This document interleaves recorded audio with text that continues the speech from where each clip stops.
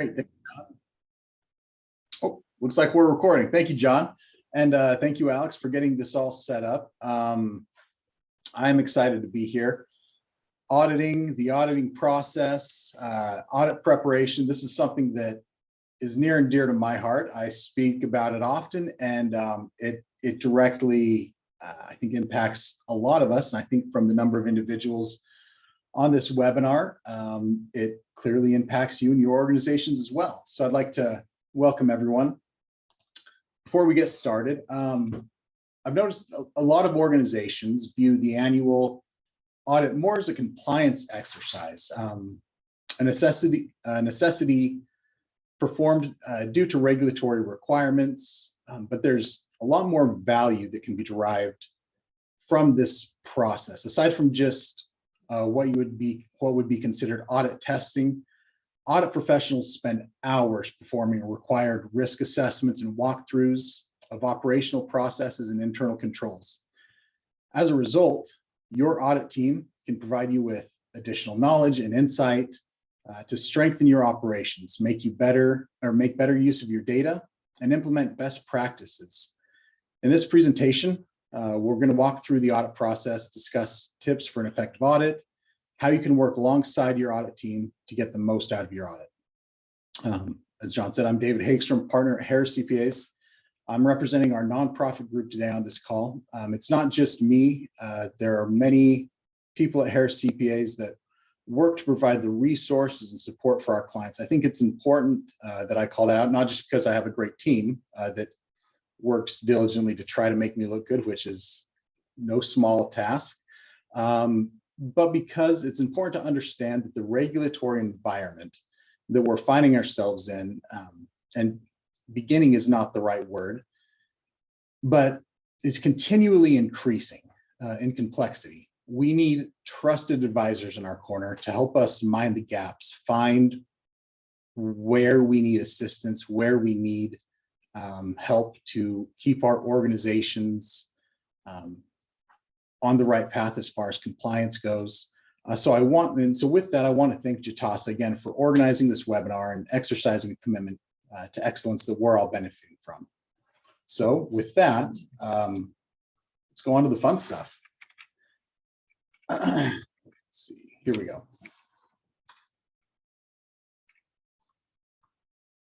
I apologize, I'm having some technical difficulty here. There we go. So here's a quick agenda of what we're going to be talking about. Four main areas that I think they're going to bridge us all the way to the end. First, we're going to look at understanding the audit. So what is an audit? What are we talking about here? What is the value that we receive from an audit? And what are some tips for an effective audit? And then I thought at the very end, we'll share some final thoughts and frequently asked questions regarding audits and the audit industry as a whole. So here's a quick question. I guess, well, understanding the audit. We'll get to a question here in a bit. So what is an audit? An audit, at its core, is an opinion.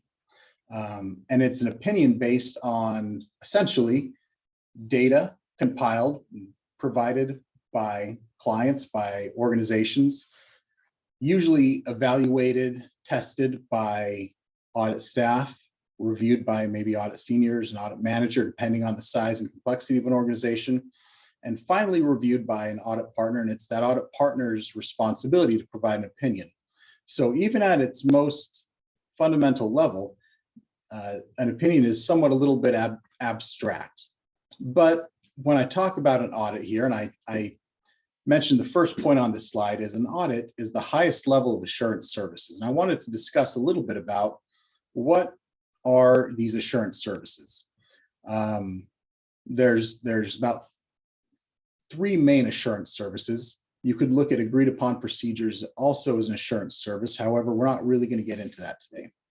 But an audit is the highest level of an assurance service. And in order to perform an audit, you must perform procedures to obtain reasonable assurance, high but not absolute, and I think it's important to remember that the financial statements are free from material misstatement.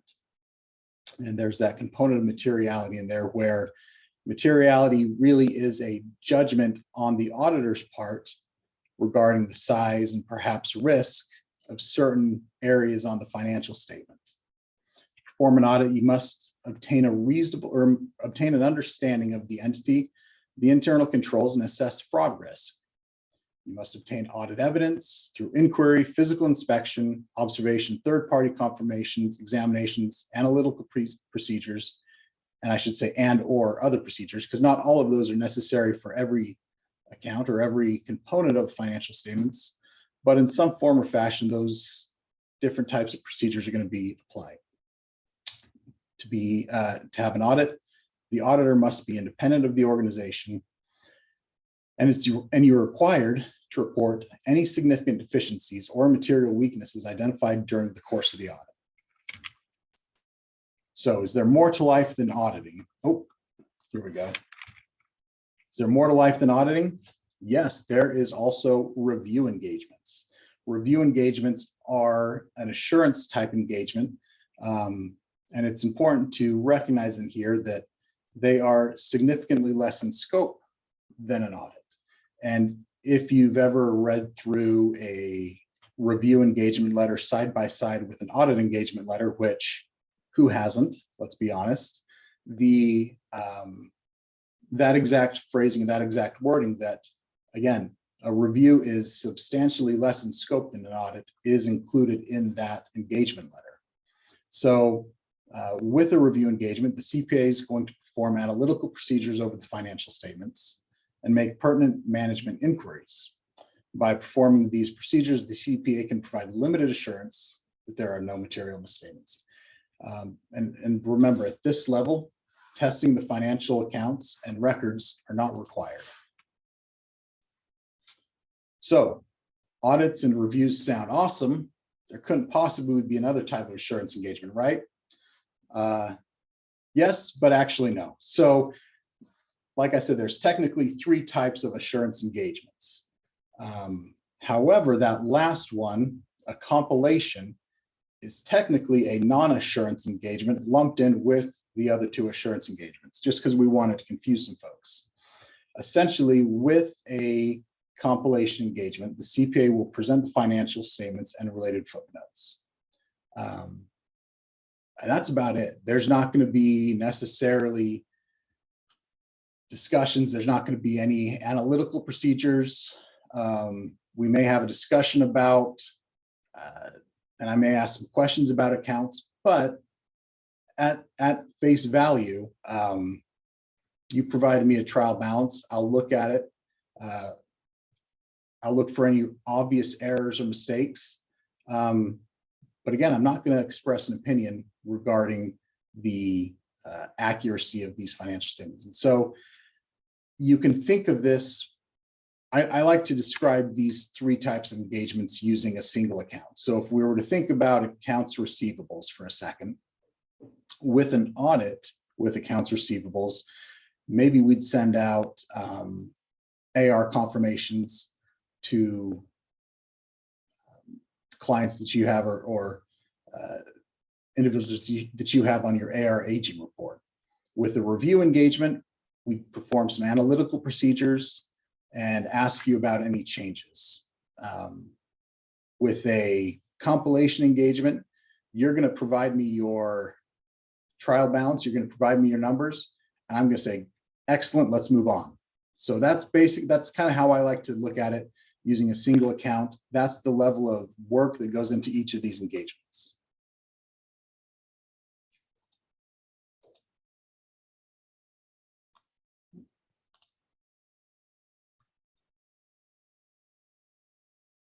Here we go. So why do we need an audit?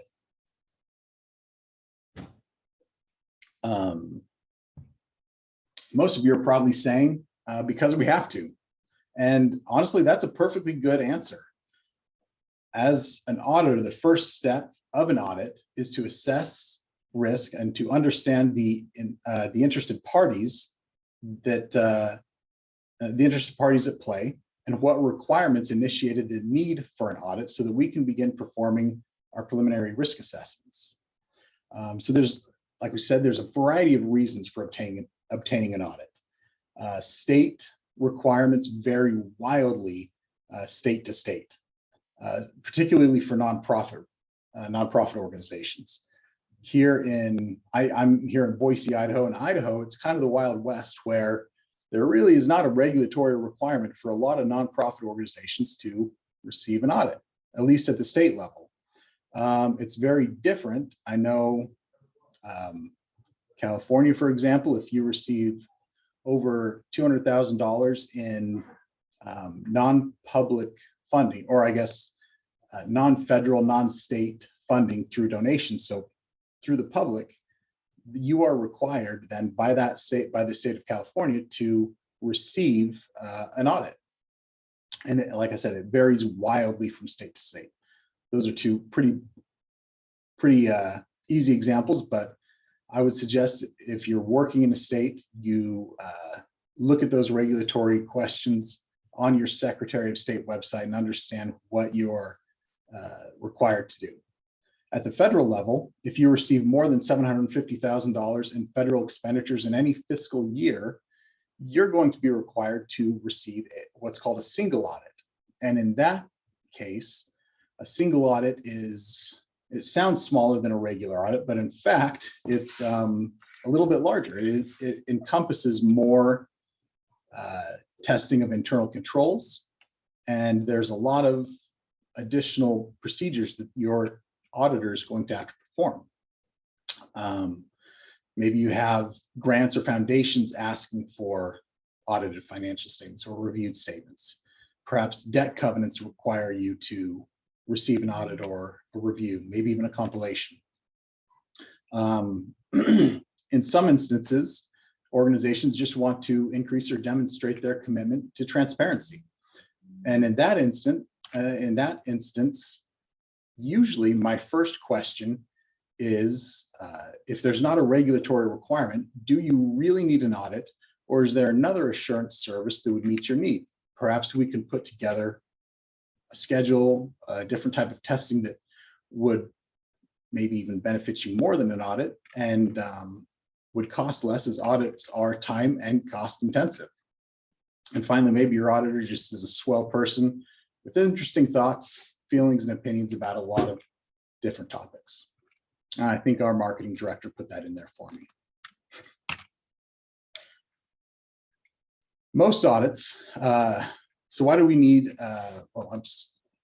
excuse me, sorry, I have a little delay on my end. Hopefully it's not affecting you guys. Typically, audits are performed using a risk-based methodology. And in this instance, this typically entails auditor judgment based on a number of factors, including materiality. But the audit is split up, you can think of it in three main areas. First being planning. So this is where you would send out the engagement letter. The auditor would work to gain an understanding of the organization, the internal controls at play, who is doing what. We do fraud interviews. We would look at compliance risk and perform preliminary analytical reviews on your trial balance. During fieldwork, it's going to be a focus on high-risk areas and significant compliance risk, detailed invoice and receipt testing, review of agreements and contracts, and other testing procedures. And when people think of auditing, typically they think of what occurs during the fieldwork portion of the engagement. And finally, the reporting. This is where financial statements are drafted and reviewed, subsequent events are reviewed, management representation letters are approved, and again, there's a final analytical review. Throughout this process, there's typically going to be usually about 3 different individuals, not just staff, but either senior accountants, managers, and partners doing detailed reviews, partner level reviews, and then a technical quality control review. As as firms that are able to provide audits are required to, they're required every 3 years to be peer reviewed.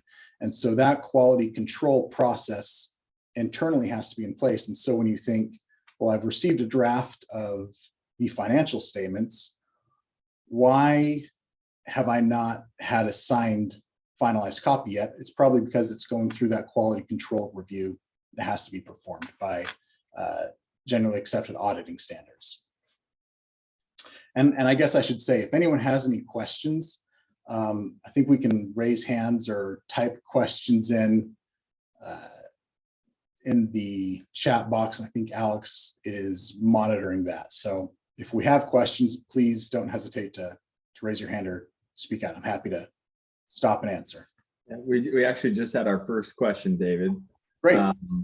The question is, what is a detailed invoice and receipt testing? So can you give us some examples of that?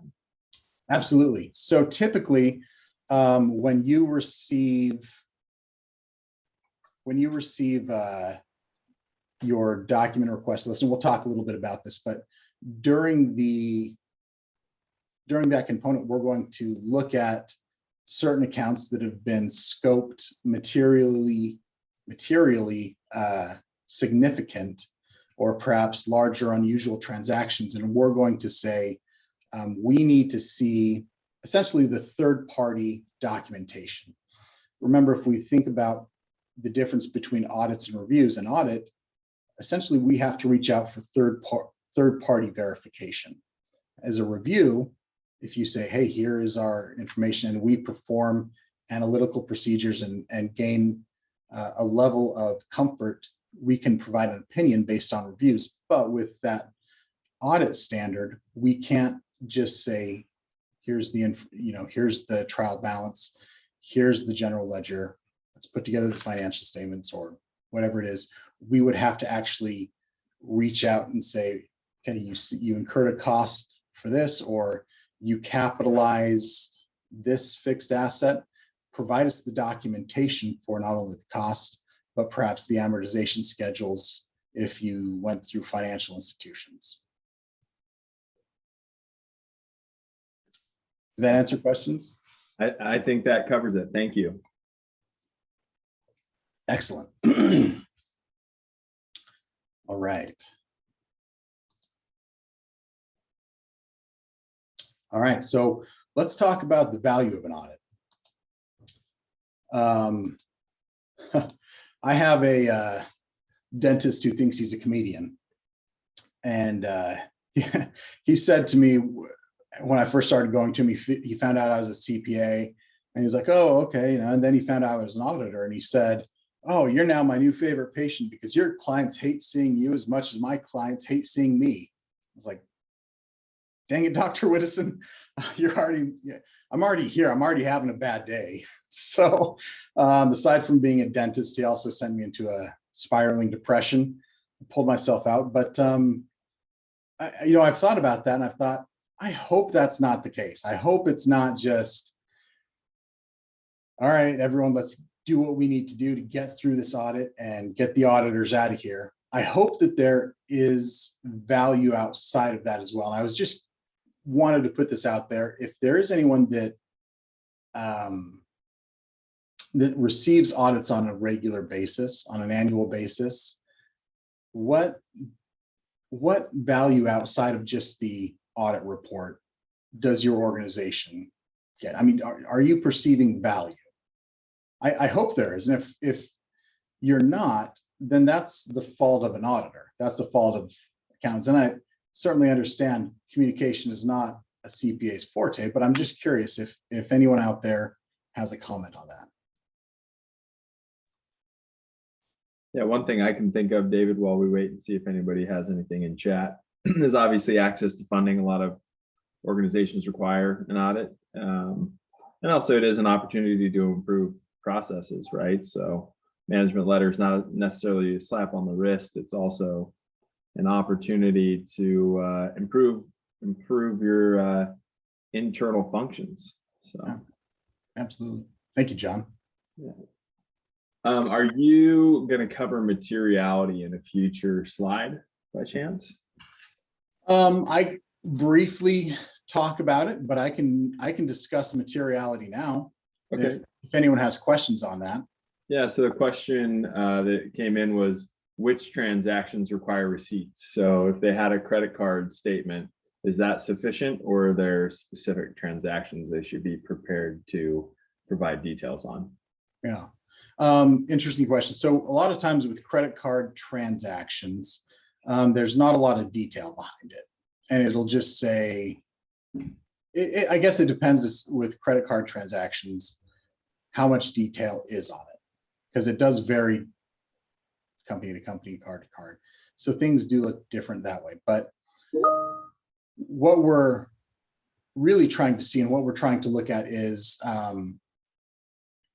again, verifying certain transactions. And when we select an account based on materiality, John, like you mentioned, what we do then is we say we can either take two sampling approaches, again, depending on the size of and type of transactions within that account. Maybe one or two, maybe three transactions occur within that account that make up 70% of the entirety of that account.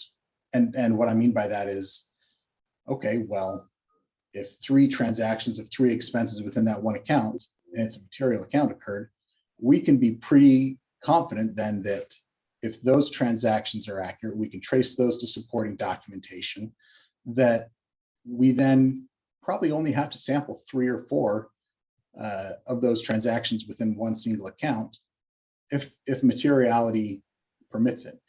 If, however, there's a single account that is deemed material as a whole, and it's got thousands of different transactions, we're going to have to change our sampling approach, and we're going to have to look at more sampling approaches, not to get to a certain threshold, certain level of materiality, but because then we have to say, all right, if we pull a certain sample, and usually it's going to be 25 to 30, that's the typical amount for certain, or for that the AICPA, the American Institute of Certified Public Accounts, has said for the most part, and we have a whole sampling methodology that we go through. But if that's the case there, then we can usually say with a large degree of certainty, we pull those 25 accounts and all of those are accurate. They're proper accounts, they're properly documented and supported. We're comfortable that there's not going to be material misstatements. So there's two different sampling methodologies, and it really does depend on how they're looked at and how they're reviewed. Awesome, thank you. Great. All right. All right, well, we will keep on trucking then.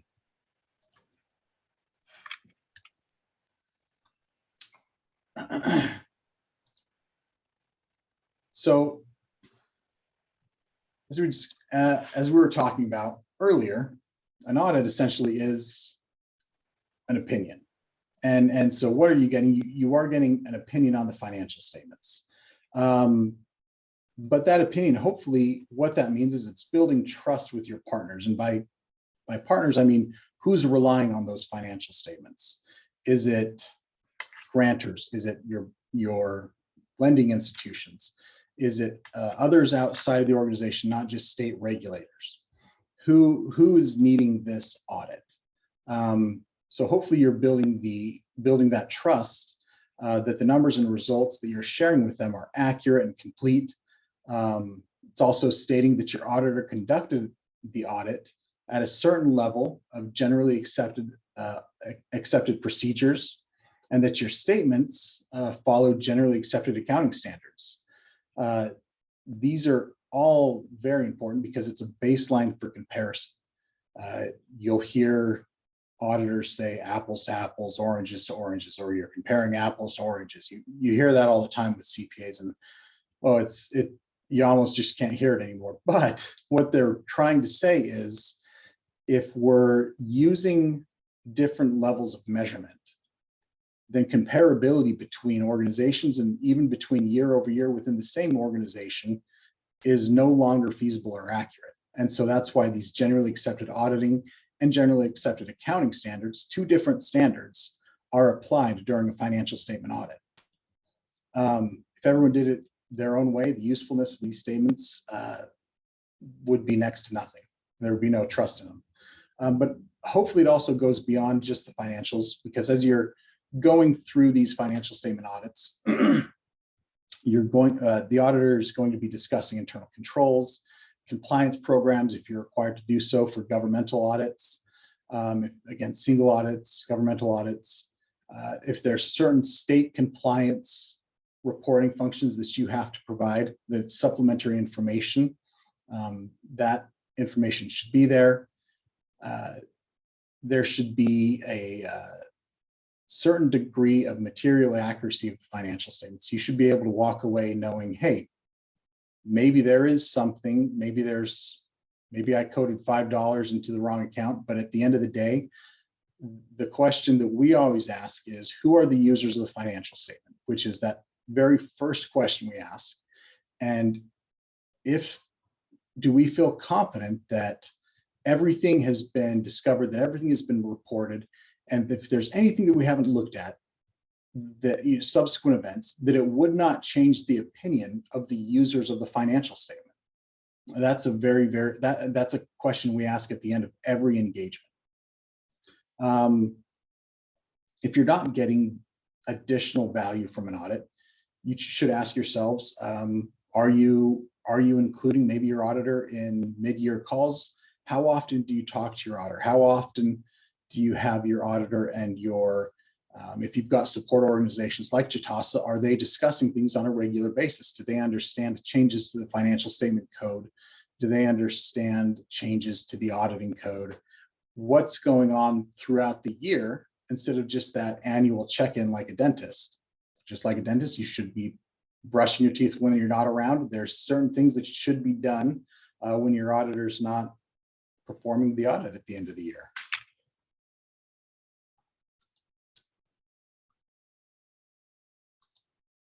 And certainly there's some intrinsic value. Hopefully you're developing a relationship and a partnership with your auditor, so that I was reading an article where the article referred to this as a holistic approach. Basically, it's the value that you receive from your audit that's not in your audit report.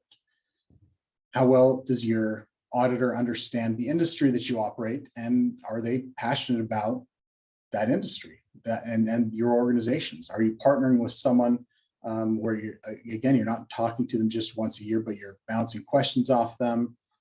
Do you go to them for internal control recommendations? Are you receiving trainings? And by trainings, I think, do you learn together? I think with the complexity and ever-changing environment that we're in right now, I'll tell you, I learn a lot from the questions that I get from clients, because we have to have a team in place here at Harris CPAs, even just for the nonprofit industry, let alone every other type of industry that's out there. The changes are coming so fast and so quickly that we have to stay on top of it. And those questions really prompt a lot of research. So are we learning together? Hopefully all of those things coalesce into more value than just the opinion of the financial statements. We see a lot of different entities, like I said, throughout the year. We see cities, counties, districts, for-profit organizations, nonprofits. The list continues. So are we looking at us and extracting value out of all of that knowledge? Got a couple of questions here for you, David. Please. The first one is whether or not how you personally feel about virtually certified audits. So remote audit. Yep. I think they're phenomenal. I think no, I like them. I think you can get a lot of value out of it. They are different. We've been very fortunate where we were doing remote audits for a number of years before the pandemic lockdowns hit here at the firm, where everyone started working from home. And it's a really good thing that we were doing those. they are different than on-site audits. Particularly, the main difference, I think, is it requires a little more discipline, both on the auditors and the client's account, because it's easy to say, oh, the auditor's out of sight, out of mind. And so I guess we're done. And so the level of communication required with remote audits compared to on-site field work, particularly, the need for constant and intentional communication just skyrockets when you talk about the differences there. I usually, just as an example, I usually don't let my staff leave on-site field work until that component of field work, all of it, is wrapped up. And part of the reason I do that, even if they're saying, hey, we've got everything, it's more just documentation on the back end that we need to do, I still say, I don't care, I want it done in the field, because then it lets the client know, okay, that portion of field work, that portion of the audit, which is field work, is done, it's complete, and now we're moving on to the review portion. And clients know then where the audit is at. When it's in a remote environment, that communication is very difficult to maintain. And so I would say, obviously it can be done. It can be done really well. I think we do a pretty good job at it, but I think that there is some main differences you need to look to. So when you're talking to a CPA, when you're talking to an auditor, you should ask, do you do these on a regular basis? And are there issues? Are there things that you've run into? Perfect. Super helpful. The second question we have is, this organization has been doing an audit for the last 10 years. Would you recommend or think that it's a good idea for them to switch to a compilation? To a compilation. So I guess I'm going to make the assumption then that there's not a regulatory requirement. So there's not a state or federal requirement. They don't have granting issues or debt covenants or anything prompting them to say you have to receive an audit, other than you should have an audit because the board asks for it. I think it depends. I think you can look at that and say, how is it always necessary? No. Do I think there's value in it? I think that there is and that there can be, but you need to go back and ask, are you receiving that intrinsic value, these values that we talked about, outside of just, the auditor's opinion? Are you getting something out of that audit? Because it is time and money intensive. I mean, audits cost a lot of money. I would say if you are wanting to step down in scope from an audit, my recommendation would be go to a review first and see if that's appropriate. Or you can say, if an organization is very heavy in pledges and doesn't have any fixed assets or really any other areas of risk or other components where, it's just pledges, just revenue, just pledges, then maybe a discussion should be had with your CPA saying, we don't have regulatory requirements for this. Here's our risk area. Here's what our board is concerned about. Can we put together some agreed upon procedures? So basically, we know you're going to come in, and essentially you can say, the only thing they're going to do is perform internal control testing or confirmatory tests for a certain account or for certain types of transactions. Perfect. Thank you for that explanation. Absolutely. Good question. Right. Well, let's talk about tips for an effective audit. We're more than halfway. So let's jump into it here. At the end of the day, we've got a deeper understanding that now of what the audit process is, we've hopefully generated a few ideas to extract some value out of your auditor. And I guess just to be frank, there are always going to be those people that have really painful audits and the process is just going to hurt. And then there are those that look for opportunities and the benefit to themselves and their organizations.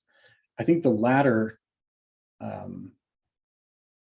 constantly and consistently look to leverage their audit more each and every year, and combined with auditors who desire to be more than just an auditor, maybe to be a partner, to be an advisor, really have some phenomenal relationships and can have those conversations. So how do you make these audits run smoothly? I think first and foremost, accounting standards. Make sure that you're having discussions on a regular basis, and certainly for your pre-audit meetings, when you're discussing, when you have calls with your auditor, with your CPA, you say, well, what's changed? Is there anything new in the organization? I also, again, I'll tip my hat here to Jitasa. We had a number of their reps and a number of their individuals reach out and ask specifically about the new leasing standard that's coming up for clients and how that's going to affect them. And so if you've got trusted advisors understanding this, because again, who reads the Financial Accounting Standards Board codification and accounting standards updates on a regular basis? Well, obviously all of us, but clearly not. Clearly not. I'm pretty convinced my wife doesn't know what I'm talking about when I tell her how my day's been. So I would say make sure that you have trusted advisors to help you implement new changes and to talk about if information needs to be tracked differently year over year and what that's going to mean. Identify different operational changes. So did you start a new program? Is your CPA aware of that? What has happened during the year? Did you get a new grant? Are there changes to your current grants or your different donor base?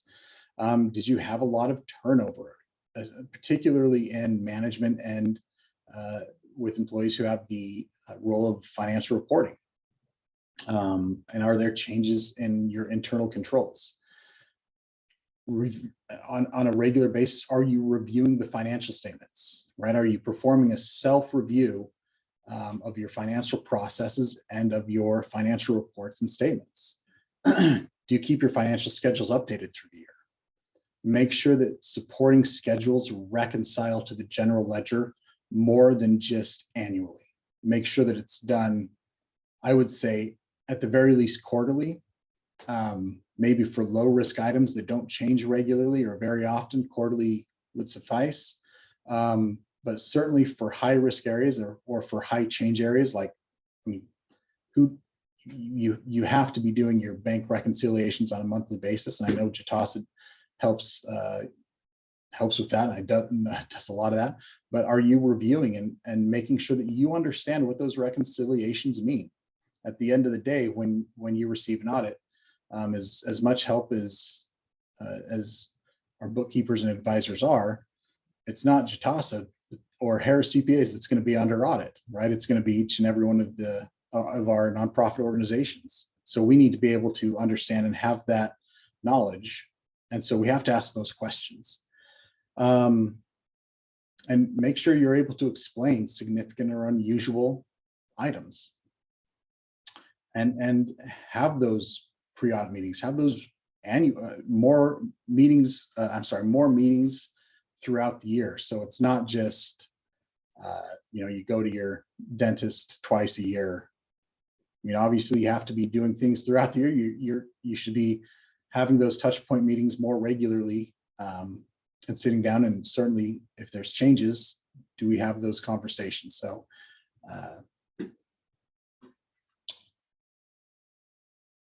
next thing we can do is talk about what documentation is going to be needed for the audit.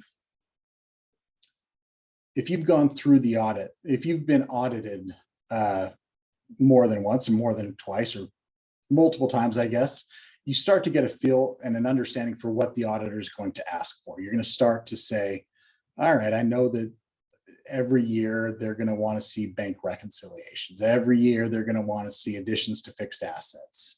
Every year they're going to want to see my reconciliation to with and without donor restricted net assets. All of those things that you know those are always going to be asked for. So ask yourself, are you incorporating that into your month-end, year-end, quarter-end financial statement closes? A really good financial statement close process should incorporate all those things to the point that there should be very few documents that are requested that aren't prepared or compiled outside of your normal financial statement close process. And if that's the case, if you are having to go out and compile a lot more documentation, maybe you should ask, why are you not using that information for your financial statement close? Or you can also question, you can say, why can't the auditor use something else? I mean, both of those questions are very appropriate and should be asked. So your key financial statement areas, know your significant operating activities.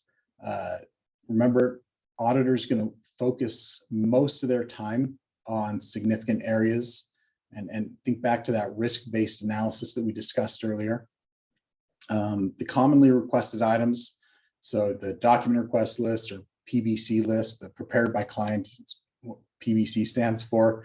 There's a lot of documents we'll always ask, we'll request, but just an example, make sure we have those year-end trial balances, net asset roll forwards, AR and AP aging schedules, investment roll forwards, any new and accounting policy manuals, board minutes. Make sure you can compile that before it's even asked for. So, and then be organized. Recognize that audits are time intensive. It takes time to get through and process all of the information. And so make sure that make sure you give yourself enough time to actually get everything in line properly. As we talked about in that planning section, I've seen things, I've seen audits go off the rails pretty quickly, and I can usually go back and say, well, it's because the planning wasn't done as efficiently as it probably should have been. And planning isn't just something done on the auditor side. Planning and preparation has to be done as a collaborative effort. If that's not done, yeah, it's probably not going to be as fun as we want it to be.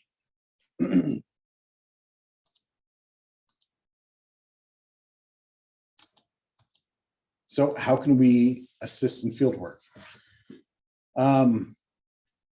Like I said, to be honest, field work is going to proceed based on how, oh, and I just had my lights kick off on me.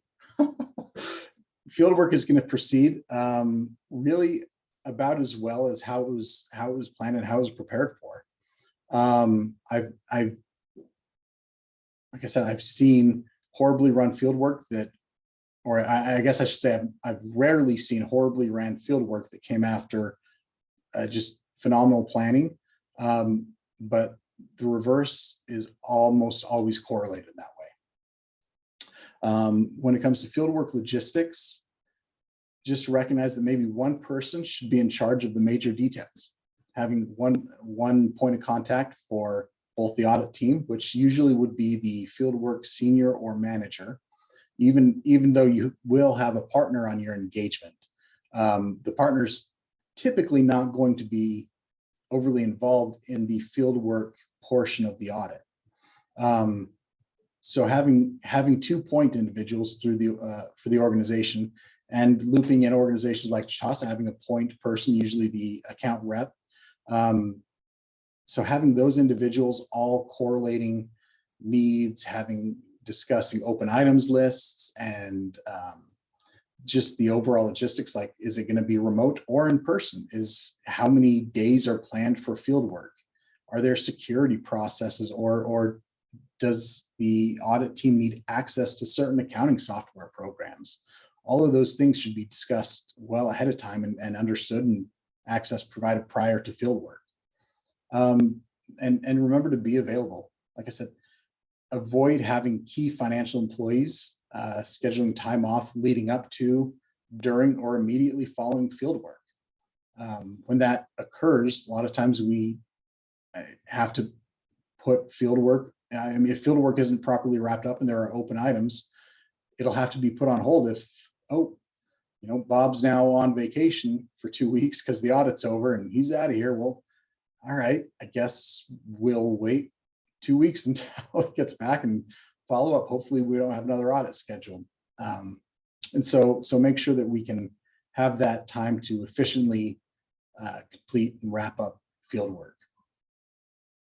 And then make sure that you have a status meeting at the conclusion of field work. Make sure that open items, if there are things that are still being waited on, you know, if it's been requested from banks or other financial institutions, or, you know, if things are just outstanding, let's discuss and make sure that we all are on the same page and understand that open items are still out there. Once they're in, they're going to be reviewed and received, and we'll get back to it. But make sure that all of those things are properly discussed.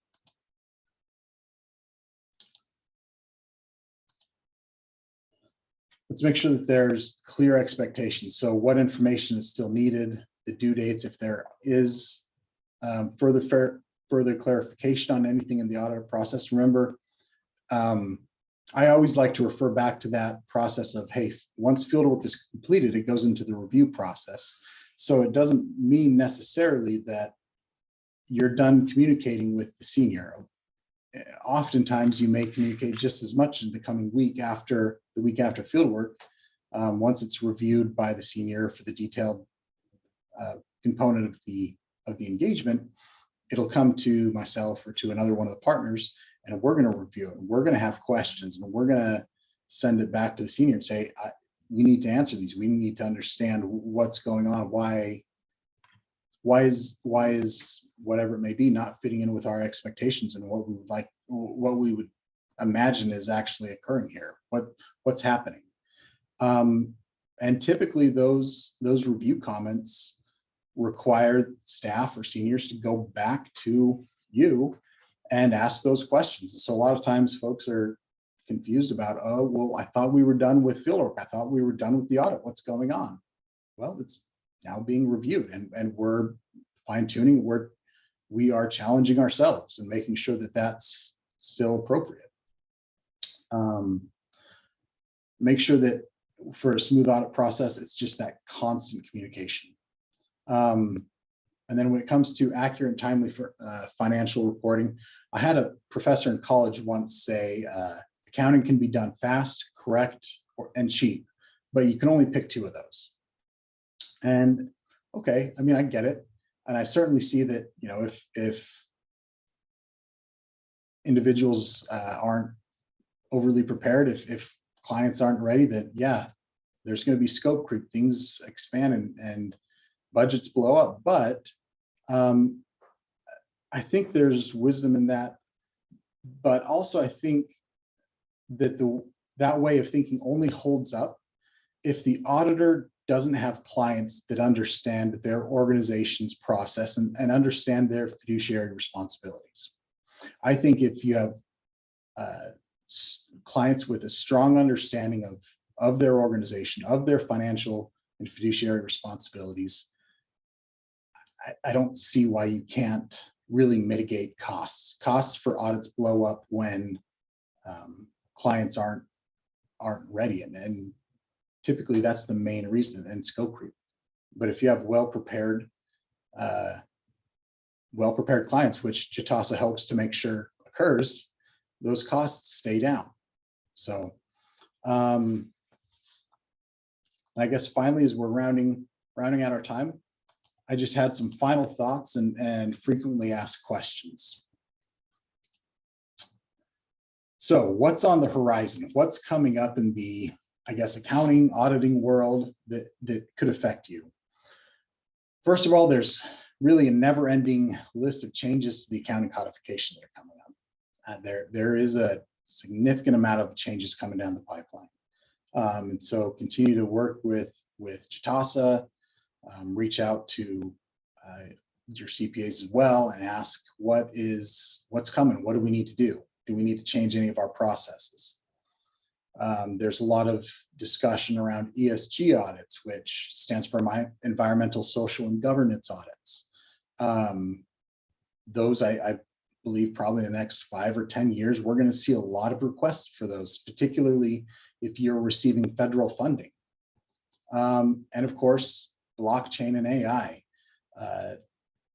The field is changing drastically, and the way we look at accounting and auditing today is not what it's going to look like in the next 5 to 10 years. It's just certainly not. Data analytics, the desire to have more than just financial information in your financial statements. It's really going to be interesting where the industry and where our responsibilities go. Finally, one of the questions that I wanted to answer, because I know we get a lot of these, is auditor rotation. Because I get this a lot, and I hope that so far we've been able to, I guess, get a better understanding overall of the audit process. But like I said, I get this question a lot, so let's go through this real quick.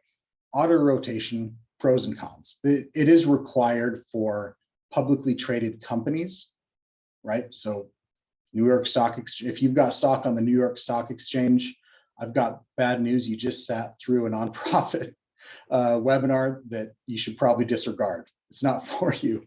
But so it's not really required, but there are some pros to it. And so I wanted to go with that. It reduces the incentive of the auditor to pressure from management. It's a fresh perspective or new eyes. It's going to fight against complacency. And the perceived reduction of risk by the entity related to the financial statement risk. So those are some pros. When we talk about cons, it can be a disruption to the entity. Obtaining a new CPA, it takes a while. It does. I usually tell all my clients, hey, I'm glad you're here. We're going to do everything we can to make sure it's a smooth transition. If this is your first year, let's figure this out together. If you're coming over from a prior CPA, we're still going to figure this out together. The first year is probably going to be a bear. And if you've gone through an audit with an auditor recently, and it was your first audit, I do get calls and say, I just went through my first audit. It's terrible. It was awful. We're ready to switch. And I usually say, hold on, give it another year. I know you're not with our firm, but I want you to give it another year because I want you to have a trust. If you don't feel like you've gained efficiencies in that second year, if you don't feel like you've gotten a trusted advisor or a partner for your organization, great. Let's have a discussion about that. But if you think maybe you have gotten some value out of it, but just that the audit itself was a lot of work and a lot more than you were expecting, then my recommendation, maybe stick with it another year. If it's still not getting better, let's have a conversation. But obviously, I'm not going to force anyone to stick with anyone they want. But no, it does change. There's a lot of efficiencies year over year. There are significant resources bringing new auditors up to speed. We have to learn your process as well as you have to learn ours. Usually there's a significant increase in audit fees because of first-year audits require first-year initial audit procedures to be done that aren't incurred in subsequent years. And then finally, there actually is no empirical evidence to suggest that rotation increases quality. And in fact, most believe it would decrease depending on the quickness of the rotation. So in those instances, I say, well, let's give it some time. Let's see if there are some efficiencies gained year over year. So with that, questions, I guess. Perfect. Awesome. Thanks, David. That was great. We have 2 currently outstanding questions. If anybody else has any other questions, please feel free to throw it in the Q&A. I'll be happy to get to those. And while we cover these, I'm going to throw a quick poll out there. Just curious what sort of assurance services the audience is using today, if any at all. So if you have a second, click that poll. David, the first question we have here is, what are some common financial processes identified in an audit that need attention for nonprofits? So what are some of the recurring themes or areas you see that you end up focusing on for nonprofit organizations? Yeah, and that's a difficult one. It really does change year over year. Well, I shouldn't say that. Most recently, it's been related to revenue recognition. That's been a huge one recently in the last 2 or 3 years. I think in the next probably 2 or 3 years, it's going to be related to lease and lease expenses, right of use assets. That's going to be that's part of the new leasing accounting standards that's going to be required for organizations. Basically, if you have a fiscal year end, December 31st fiscal year end for 2022, you're going to have to implement that standard. Is going to have to be implemented, and you should be having discussions now certainly with JTASA about how that should be implemented. If you've got like a June 30th year end, it's going to be June 30, 2023 that it would have to be implemented. So those are things that I think are going to occur. More, I guess, from a more practical standpoint, typically I see things of making sure that from an internal control perspective, just a test of design, do you have proper review procedures internally, right? I mean, I know JTASA submits, hey, here's these, can these be approved? Do you have multiple approval, multiple people who can approve invoices? Because not everyone should be able to approve certain expenses. And if you only have one person that can approve, you may have to look at an additional policy or bringing in an additional individual into your internal control environment. Mm-hmm. Awesome. That's great feedback. And on the leases note, that's, one, thank you for the lead on that. We are definitely aware of and creating training courses for all of our staff to implement here in fiscal year 2023. So I'm going to share the results of the poll really quick, and then we'll do one last question and we'll wrap it up. So it looks like around 70% of folks are receiving an audit that were in the audience today. Around 25% were just receiving no assurance services at all, and 5% are getting a review. So, all right, the last question we've got here is how could people prepare, or what does field work look like now that a lot of organizations have remote offices? So multiple locations that are not necessarily where the headquarters is. It's still very similar. We've done a lot of remote engagements here recently, especially particularly since the pandemic began. But again, I would say for the most part, it's a very common trend for organizations to either downsize their office space. I mean, I think, isn't that right, John? Yeah, we just went from 80 office desks to 12. So right. Yep. It's a very common practice, and I think it really hasn't impacted as much as we thought that it would. I would say the organizations, the firms and the accounting, the accounting and CPA firms that did not effectively implement technology changes ahead of time are struggling. They are having problems. They are having issues, particularly not just with their own workforce, but with understanding and identifying the new needs and the new normal for this remote environment. And I think that's probably why it's very important for you as organizations to have conversations with your CPA, with your other professional service providers about how do you look at these changes in environments? What are common practices now? What is going on? You know, what should we be looking at? All of those things together, as you ask those questions, should give you an idea about if your CPA, your professional service providers, are staying up to date and adopting new technologies and new regulatory requirements as they're needed, because they're going to be needed more and more throughout the next coming years. So Absolutely. It's a rapidly changing environment. So it is. awesome. Hey, thank you, everyone. I really enjoyed it. And again, thank you, John, Alex, everyone at Jitasa for setting this up. I appreciate it. And please, if you have any questions, feel free to reach out to me. Thank you, David. We appreciate it. Everybody have a great day. Bye now.